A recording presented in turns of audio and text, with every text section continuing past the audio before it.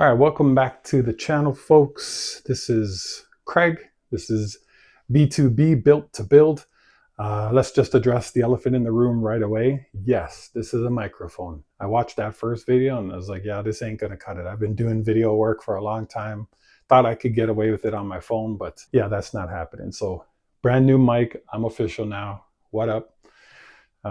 It was only like 20 bucks, less than 20 bucks. So wanted to go through this project with you today, and it's a little bit different because in the past I had been taking pictures, some videos of some of the stuff that I had been doing over the years, and so you'll see some videos like this when it's not like an actual live build, when I'm actually doing it like the day of. These are things that I've done over the years. So in this house, when we first moved in, we had two little boys and we had three bedrooms. One of them was, so obviously we were going to separate the boys, but they wanted to be in the same room together. So our friend had passed us along, handed us down this sort of day bed from, I think it was the IKEA day bed. And the beautiful thing about this is it had that rollout mattress in the bottom. And so the bottom part could slide out and there you go, two beds. But as you can imagine, that causes some room space, a problem with the space in the room. So being a DIY guy, I was like, okay, well, instead of buying bunk beds for a couple $100 or going around shopping for these kinds of things and spending all this kind of money, at the time, wood prices were definitely not what they are now. So, I had decided I was going to build it myself, build them a bunk bed. And so off to Home Depot we went. Again, not sponsored. Home Depot, if you ever want to, I'm here, your best customer. We went to Home Depot and we bought all the wood. I had to bring my mom to come with me to drive the car because I couldn't fit in my car. So there was a lot of wood. I love this. I had a Dodge Magnum still sitting in my driveway, but this car was like I don't know, it's like my dream car. I could fit in it. I'm 6'8". I can fit in perfectly behind the steering wheel, lots of room, and then I could haul anything. As you can see, this is a full 8x4 sheet here with lumber and everything in it. And so the only problem is I couldn't sit in the driver's seat. So my mom had to come along. She had to drive so that I could be all crushed up in the seat here. So that was fun. My wife enjoyed that scene as we pulled up. So this is the bedroom with the bed in it there. And, of course, I got my little dudes in here to help me as well. Isaiah and Isaac are always willing to help Daddy whenever there's something going on. So I had seen some stuff on Pinterest and some ideas about what could be done, but generally I knew I was basically building a small deck. We went ahead and we started finding all the studs in the walls, obviously, and marking everything on the walls. And you'll see the back base plate here in this picture. You'll see a little arrow there pointing to the back base plate. That was the key one. You got to find all the studs there. You got to make sure that everything is in a stud because this is going to support all the weight that's up there. And just a little disclaimer, yes, it does work. Yes, I found the studs. I know because I've been up there and I'm big. Let's just put it that way. So if it can hold me, it's good. So the walls, the back wall there, the long side of the bed needed the studs, and then I hit a couple studs on the side of the bed with the window as well. And so we just started cutting, started hanging. Obviously, they started hanging too. They loved it once it started going up. Yeah, they were monkeying around like a couple of monkeys. So once we got this initial frame up, this allowed me I kept the bed in there. I wanted to build around the bed because I wanted to make sure it could slide in between that corner post and the wall. Because if it doesn't, then I've just made a giant mistake. So I measured it out long enough that post could be stuck, could be placed at the right point so that the day bed underneath could still slip in. So that was a crucial measurement. I had to make sure that was right. So I had to make sure the post was level, that it was stable on the ground. Put some like sticky, I think like some super sticky tape on the bottom. That might be a problem when it's time to pick it up or take it out. It might be stuck to the floor tile down there, the floorboards, but we'll see when we get there. So once we had that all up, I also had to make sure that I had all the proper brackets and stuff, just like when you're building a deck outside. So you'll see some pictures here of those decks, and I assure you, I know what you're thinking. The nails aren't into the cross members. They are in the cross members in the finished product. This was just me laying it out, making sure that everything worked and was where I wanted it to be. So we hung up all the joists, and then I cut the board to size. And because of the side railings and because of that post, obviously I couldn't just drop a 4x8 sheet in there. I had to kind of notch it out and and work around the posts that I have up there, because we did put a railing along the side of the bed there. And so you can you'll see the railing in this picture here. So you'll see the railing there at the top bunk there. So we had to build that railing, make sure that was strong. I leaned on it, make sure it could hold the weight. Lots of screws in there, nice thick 2x4s. And so the lumber, I can't remember exactly what the cost was lumber wise. I want to say under $200, but that was a long time ago. Obviously, you're lucky if you can get a sheet for $200 these days. It's ridiculous. Once we got those brackets hung up and I cut out that sheet for the base of the mattress to sit on, I sanded everything down there. You can see me here. That's all me suited up with the sweater tied tight and the mask and sandpaper, and went to town just sanding everything as smooth as possible.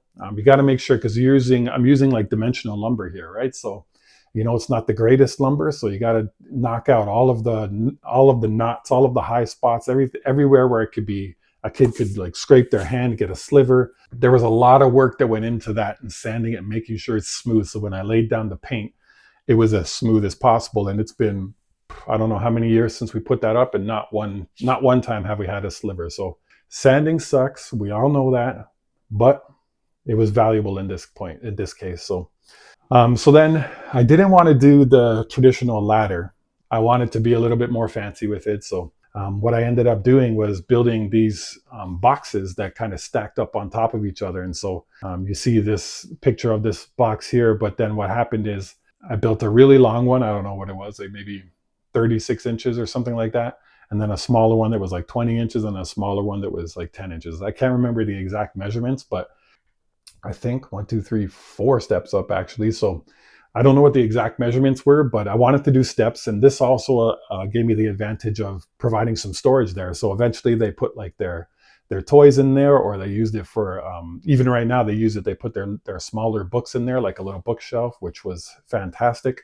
And yeah, so once I had it all painted, I built the stairs, and then I added this railing here on the side. Obviously, you don't want the kids just walking up freely. So I built this little rail with some of the wood that I had lying around here. Yeah, sanded that. That's got to be the smoothest, obviously, because their hands got to be on that all the time as they're coming up and down the steps. The steps are a little bit steep, but it's the older one that started sleeping up there first, and so now they interchange. And so now that they're bigger, it's not a problem at all. They're rock solid. They don't shift left and right. The wood I used there, you can see I used I think it was 2x8s, I think. Lumber, and then I made 2 sets of them and then sandwiched them together and screwed them with a joint, connected them underneath the shelves. I don't have a picture of that, but I connected them all, and so now it's rock solid. Like I said, I can go up there, it carries my weight, no problem. It's super strong. So again, sanded that all down and painted that, and so now you can see this is what it looks like once it's totally complete. I think the only really thing that I don't like or that I would change is somehow, I don't know if I was to ever redo it, was probably to hide all the hardware, all the screws and all the big bolts. You can see on the sides here, I have like giant lag bolts in there. Same stuff, like literally it's all decking hardware. So I think that's probably one thing. Maybe, you can drill the hole in and sink it in there and cover it up with another wood filler or whatever, and once you paint over it, it all disappears. So I think that's really the biggest issue I have with it, and it's just to hide the hardware, all the screws and everything that was used.